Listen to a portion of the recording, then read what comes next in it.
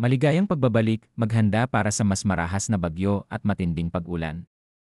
Mangyaring i-like ang video na ito at ibahagi sa iba upang makakuha sila ng tamang impormasyon at mag-subscribe sa aking channel upang makakuha ng susunod na mahalagang babala.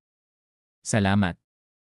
Magandang umaga Pilipinas at matapos ang Pasko patuloy pa ring binabantayan ang lagay ng panahon sa buong bansa dahil nananatiling aktibo ang ilang sistema na maaaring makaapekto sa ating pang-araw-araw na gawain sa susunod na 24 na oras kaya manatiling nakatutok at handa. Sa pangkalahatang sitwasyon patuloy na nakaapekto ang Northeast Monsoon o amihan sa buong Luzon na nagdadala ng malamig na hangin at mga pag-ulan lalo na sa hilagang bahagi ng bansa samantalang ang easterlies naman ang umiiral sa Visayas, Mindanao at Palawan na maaaring magdulot ng panandaliang pag-ulan at thunderstorms. Sa Batanes at Babuyan Islands inaasahan ang maulap na kalangitan na may tuloy-tuloy na pag-ulan na maaaring maging katamtaman hanggang malakas sa ilang oras dulot ng Northeast Monsoon. Dahil dito, may posibilidad ng biglaang pagbaha at pagguho ng lupa. Lalo na sa mga bulubunduking lugar, kaya pinapayuhan ang mga residente na mag-ingat at iwasan ang mga mapanganib na lugar.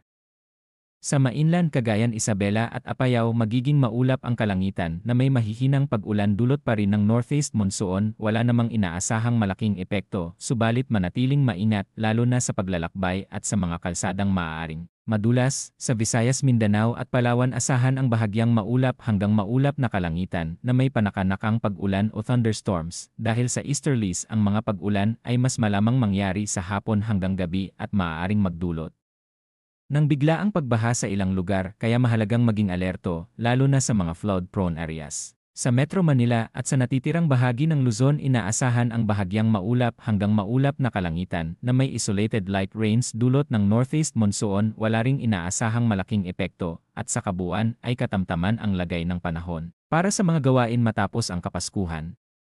Para naman sa kondisyon ng hangin at karagatan sa extreme northern Luzon, inaasahan ang malalakas hanggang gale force na hangin hilagang silangan at napakaalon hanggang lubhang maalong karagatan, kaya mahigpit na pinapayuhan ang mga mangingisda at operator ng maliliit na sasakyang pandagat na huwag munang pumalaot at manatili sa ligtas na lugar. Sa natitirang bahagi ng Northern Luzon magiging katamtaman hanggang malakas ang hangin at katamtaman hanggang maalong dagat kaya kailangan pa rin ang ibayong pag-ingat sa paglalayag. Sa iba pang bahagi ng bansa ang hangin ay mahina hanggang katamtaman at ang karagatan ay bahagya hanggang katamtaman ang alon, subalit maaaring magbago ang kondisyon kapag may thunderstorms. Batay sa naitalang datos ang pinakamababang temperatura ay 23.4 degrees Celsius bandang alas 6:30 ng umaga, habang ang pinakamataas ay umabot sa 32.5 degrees Celsius bandang alas 2 ng hapon. Ang relatibong halumigmig ay mula 55% hanggang 73%.